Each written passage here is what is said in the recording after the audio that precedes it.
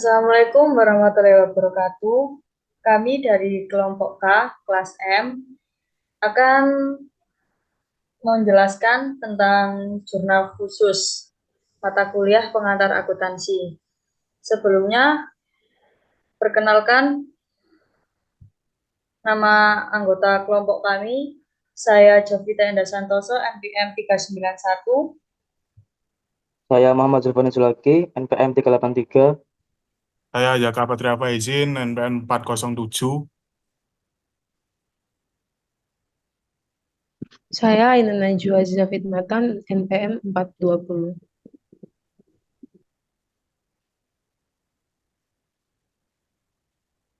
Pengertian jurnal khusus. Jurnal khusus adalah jurnal yang dikelompokkan sesuai dengan jenis transaksinya. Setiap terjadi transaksi, petugas pembukaan mengidentifikasi jenis transaksi yang terjadi dan mencatatnya ke dalam jurnal khusus. Next.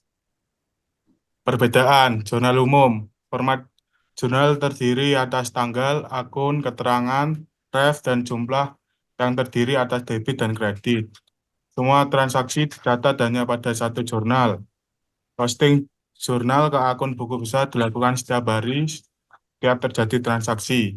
Cocok digunakan untuk perusahaan dagang yang masih kecil.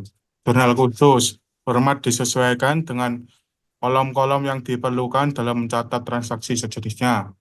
Transaksi dicatat sesuai dengan jenisnya dalam beberapa jurnal yang sesuai. Posting jurnal ke akun buku besar dilakukan secara berkala. Misalnya setiap akhir bulan, setiap 2 minggu, atau bahkan per minggu. Digunakan pada perusahaan yang besar di mana transaksi sejenis sering terjadi sehingga memerlukan pencatatan khusus.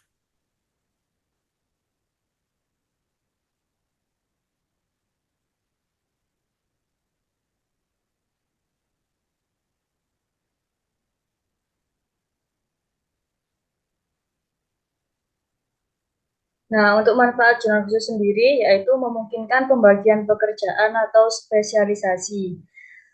Jadi, bagi perusahaan yang besar, sangat mungkin satu orang menangani satu atau dua jurnal. Ini akan mendorong adanya spesialisasi dalam penanganan pekerjaan, sehingga hasilnya semakin baik. Yang kedua, memudahkan posting ke akun buku besar. Salah satu tujuan penyelenggaraan jurnal khusus adalah lebih mudah atau lebih praktis melakukan posting ke buku besar karena jurnal khusus dipindahkan ke akun buku besar secara berkala. Yang ketiga, memungkinkan pengendalian internal yang lebih baik. Pengendalian internal akan lebih baik apabila hanya satu orang petugas yang menangani satu atau dua jurnal khusus. Yang keempat adalah menghemat biaya. Menggunakan jurnal khusus memungkinkan penghematan biaya karena dapat menghemat kertas dan tenaga. Dengan jurnal umum, untuk 100 kali transaksi yang sama dibutuhkan 100 kali posting ke akun buku besar. Sedangkan pada jurnal khusus, posting dapat dilakukan satu kali saja. Selanjutnya akan diterangkan oleh teman saya, Ainun. Yang berikutnya pengelompokan transaksi pada jurnal khusus. Yang pertama, penjualan barang dagang secara kredit dicatat pada jurnal penjualan. Yang kedua, pembelian barang dagang dan barang lainnya secara kredit dicatat pada jurnal pembelian. Pembelian barang dagang dan pembelian barang lainnya secara tunai dicatat pada jurnal pengeluaran kas. Dan yang ketiga, penerimaan uang tunai perusahaan dicatat pada jurnal penerimaan kas. Penerimaan uang dapat bersumber dari penerimaan piutang, penerimaan dari piutang tunai, penerimaan setoran modal pemilik.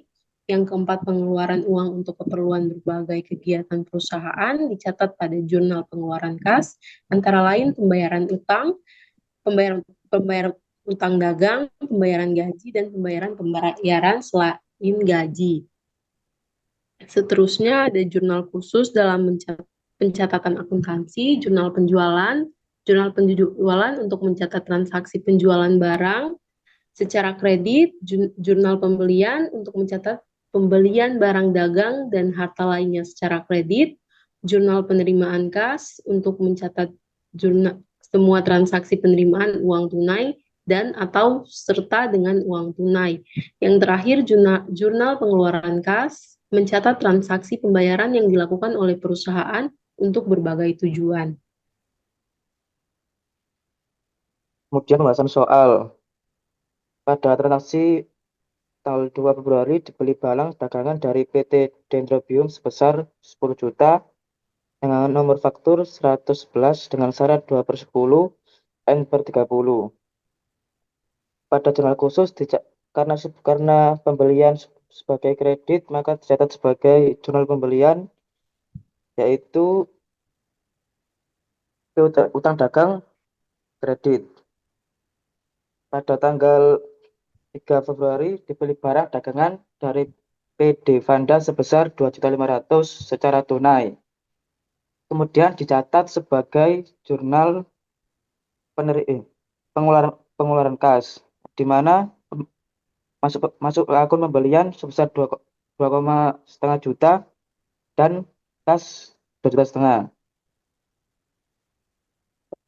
Pada tanggal 4 Februari dijual barang dengan dagangan kepada PD Katlea sebesar 4.500.000 dengan nomor faktur 222 dengan syarat 2/10 N per 30.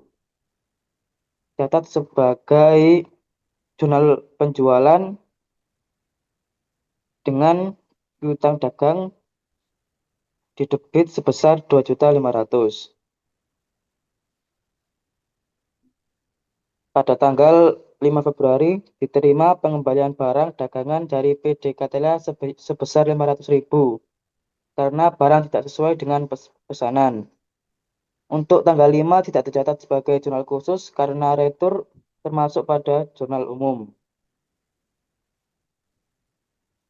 Pada tanggal 6 Februari dijual barang dagangan kepada PD Askosenda sebesar 3 juta secara tunai.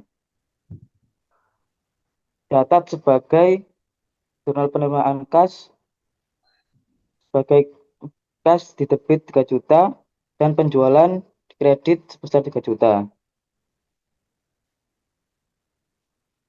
Pada tanggal 7 dijual barang dagangan kepada PD Bulan sebesar 6 juta dengan syarat end of month dengan nomor faktur sebesar 333.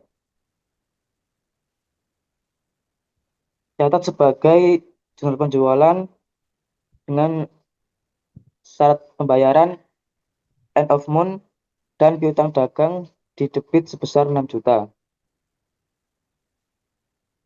Pada tanggal 8 Februari diterima pelunasan dari PD Katlea untuk penjualan tanggal 4 Februari sebesar 2.500.000.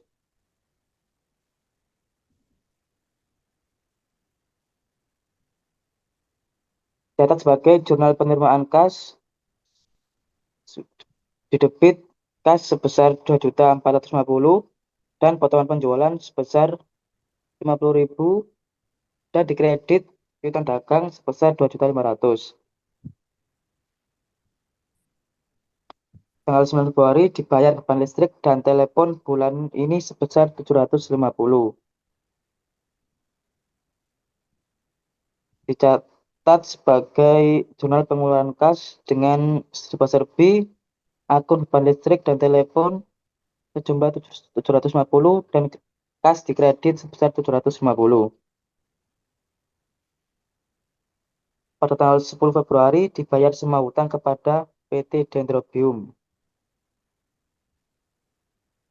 Catat sebagai jurnal pengeluaran kas dengan utang di debit sebesar 10 juta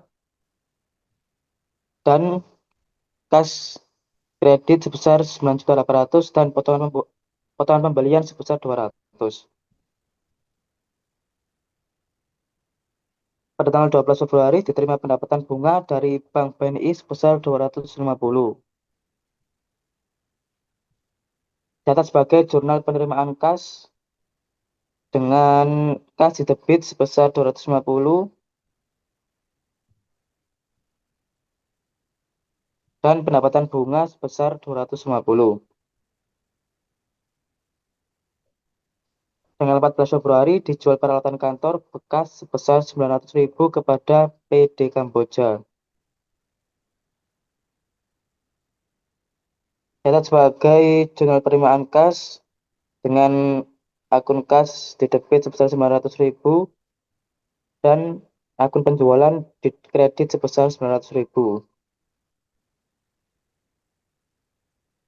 tanggal 15 Februari dijual barang dagangan kepada PD Aspo Sentrum sebesar 100.500.000 dengan nomor faktur 231 dengan syarat end of month. Catat sebagai jurnal penjualan dengan syarat pembayaran end of month dan piutang dagang di debit sebesar 1.500.000.